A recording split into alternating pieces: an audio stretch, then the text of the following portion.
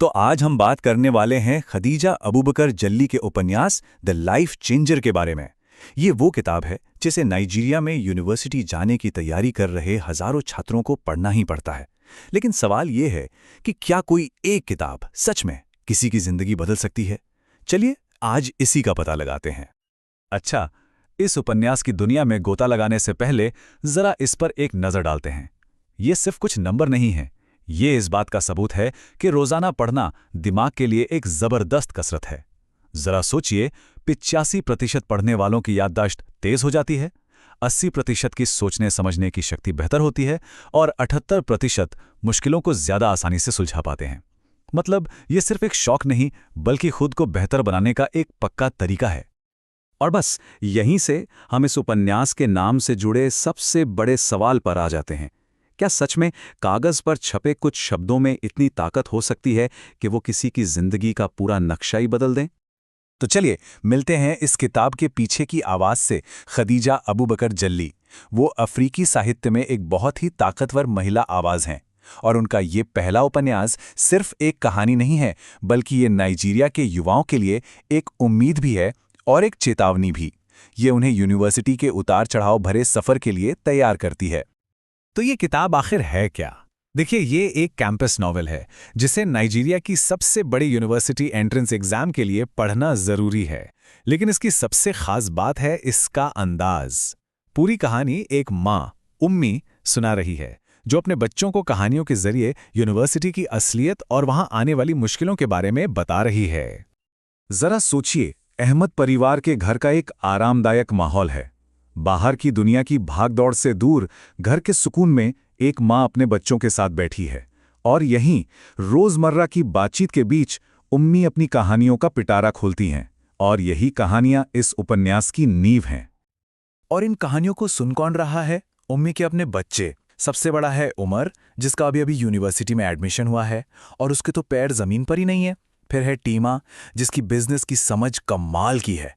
और फिर छोटी बहनें जमीला और नन्नी, जिज्ञासु बिंत। यही बच्चे इस उपन्यास के पहले सुनने वाले हैं, और इनके जरिए शायद हम सब भी। कहानी की चिंगारी तब भड़कती है जब उमर अपने एडमिशन को लेकर डींगे हाँकना शुरू करता है।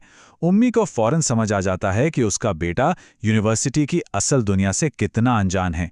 वो जानती हैं कि ये सिर्फ एक डिग्री हासिल करना नहीं है, बल्कि ये तो चरित्र की एक परीक्षा है। और बस यहीं से उपन्यास की मुख्य कहानी का सफर शुरू हो जाता है। तो अब उम्मी की कहानी के मुख्य किरदार पर आते हैं। सलमा, एक जवान लड़की जिसकी आंखों में बड़े बड़े सपने हैं और वो यूनिवर्सिटी में कदम रखती है। उसकी यात्रा ही इस उपन्यास का दिल है। एक ऐसी चेतावनी भरी कहानी जो दिखाती है कि कैसे बड़े बड़े सपने और कुछ गलत फैसले किसी को अर्श से फर्श पर ला सकते हैं। सलमा का पतन बहुत तेजी से होता है। देखिए, पहले वो गलती से एक लेक्चरर का अपमान कर देती है, फिर दबाव में आकर एग्जाम में नकल करते हुए पकड़ी जाती है। इससे बचने के लिए वो रिश्वत देने की कोशिश करती है, लेकिन एक धोखेबाज का शिकार बन जाती है और अंत में उसे यूनिवर्सिटी से निकाल दिया जाता है। और वो अपने साथ एक और बेकसूर छात्र कुलाबुले को भी ले डूबती है। एक के बाद एक गलत फैसले उसे बस नीचे और नीचे गिराते जाते हैं। लेकिन रुकिए, कहानी यहीं खत्म नहीं होती। असल में सलमा की असली कहानी तो उसके निकाले जाने के बाद शुरू होती है। इस बड़े झटके और एक निजी दुख के बाद सलमा पूरी तरह से बदल जाती है। वो लापरवाह लड़की अब कहीं नहीं है। उसकी जगह एक ज्यादा गंभीर, शालीन और सोचने समझने वाली इंसान ने ले ली है। सबक बहुत दर्दनाक था, लेकिन शायद यही तो असल में खुद को बदलने की कहानी होती है ना? जैसे आग में तपकर ही सोना कुंदन बनता है। और सलमा की कहानी हमें उपन्यास के और भी गहरे मुद्दों तक ले जाती है, जैसे कि भ्रष्टाचार, दोस्ती और इन सब से ऊपर ईमानदारी। ये किताब यूनिवर्सिटी को सिर्फ एक पढ़ने पढ़ाने की जगह के तौर पर नहीं दिखाती, बल्कि एक ऐसी नैतिक रणभूमि के रूप में दिखाती है जहां हर छात्र के कैरेक्टर का असली टेस्ट होता है। जब दबाव पड़ता है तो इंसान कैसे फैसले लेता है? क्या वो सही रास्ते पर टिका रहता है? चलिए देखते हैं कि यह सब कैसे होता है। ये टेबल साफ साफ दिखाती है कि हर किरदार का चुनाव सीधे उसके अंजाम से जुड़ा है। सलमा की बेईमानी उसे यूनिवर्सिटी से बाहर का रास्ता दिखाती है।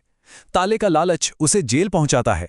यहां तक कि कोलावोले, जो तो सिर्फ मदद करने की कोशिश कर रहा था, उसे भी बहुत गंभीर सजा भुगतनी पड़ती है। ये उपन्यास बार बार एक ही बात पर जोर देता है, हर फैसले का एक नतीजा होता है। और आखिरकार सारी की सारी बात सत्यनिष्ठा पर आकर टिक जाती है, यानी ईमानदारी और मजबूत नैतिक सिद्धांत। उपन्यास यही तो सवाल पूछता है कि जब हालात मुश्किल हों, जब शॉर्टकट लेना आसान लग रहा हो, तब क्या किरदार सही काम करेंगे। और ये वो सवाल है जिसका सामना सिर्फ किताब के किरदार ही नहीं करते, बल्कि असल जिंदगी में हर छात्र करता है।